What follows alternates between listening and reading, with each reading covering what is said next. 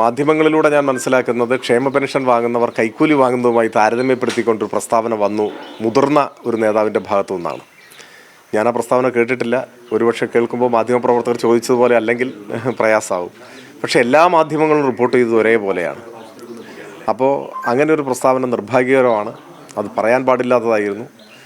മുൻപ് കർഷക തൊഴിലാളി പെൻഷൻ കേരളത്തിൽ പ്രഖ്യാപിച്ചപ്പോൾ അതിനെ എതിർത്ത ഒരു പാരമ്പര്യം കോൺഗ്രസിനുണ്ട്. നായനാർ ഗവൺമെൻറ്റാണ് 1980 കർഷക തൊഴിലാളി പെൻഷൻ ഇന്ത്യയിൽ ആദ്യമായി പ്രഖ്യാപിച്ചത്. അന്ന് അതിനെ അതിശക്തമായി എതിർക്കുകയും അത് പാഴ്ചെലവാണെന്ന നിലപാട് സ്വീകരിക്കുകയുമാണ് കോൺഗ്രസ് ചെയ്തത്. സമരം ചെയ്തു കോൺഗ്രസ്.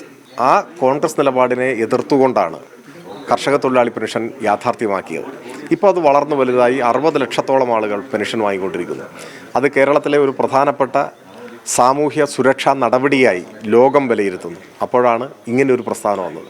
അത് നിർഭാഗ്യകരമാണ്. ലക്ഷക്കണക്കിന് വരുന്ന മനുഷ്യരെ കൈക്കൂലിക്കാരായിട്ടൊക്കെ ചിത്രീകരിക്കുന്നതിലേക്ക് നയിക്കുന്ന ചില പ്രസ്താവനകൾ നടത്തുന്നത് നിരുത്തരവാദപരമാണ്. ഇപ്പം ഞാൻ ആലോചിക്കുന്നത് ഈ പെൻഷൻ വാങ്ങുന്ന 10-60 ലക്ഷം ആളുകൾ എത്ര വലിയ ആത്മസംഘർഷം അനുഭവിക്കുന്നുണ്ടാവും.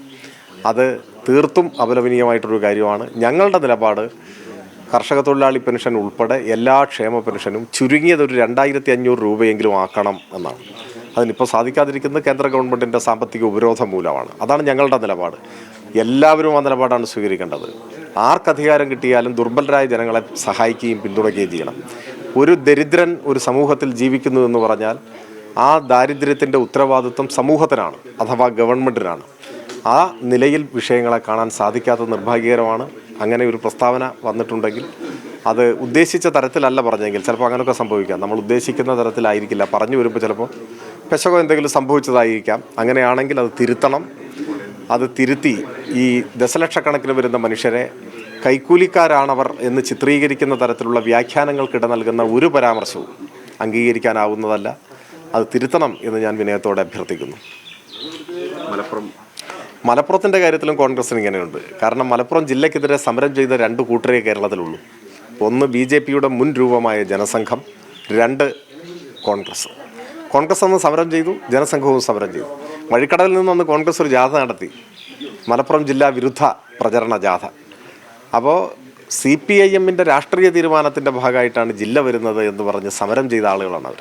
EMS ഗവൺമെൻറ്റാണല്ലോ മലപ്പുറം ജില്ല കൊണ്ടുവന്നത്. മുസ്ലിം ലീഗ് ആ ഗവൺമെൻറ്റിലുണ്ടായിരുന്നു. പക്ഷേ ഘടകകക്ഷി വിചാരിച്ച ജില്ല കൊണ്ടുവരാനൊന്നും പറ്റില്ലല്ലോ.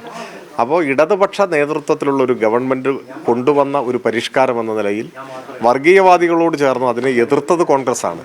ആ ഒരു തെറ്റിൻ്റെ കുറ്റബോധം ഒരുപക്ഷെ ഇപ്പോഴും അവരിലുണ്ടാവും. അതറിയാതെ ഏതെങ്കിലുമൊക്കെ തരത്തിൽ പുറത്തു വരുന്നതായിരിക്കും ഇങ്ങനെയുള്ള തെറ്റായ പരാമർശങ്ങളെന്നാണ് എനിക്ക് തോന്നുന്നത്. അതെല്ലാം അപലപനീയമായിട്ടുള്ള കാര്യങ്ങളാണ്. അത് ഈ നാട് തിരിച്ചറിയുക തന്നെ ചെയ്യുമെന്ന് ഞാൻ വിചാരിക്കുന്നു.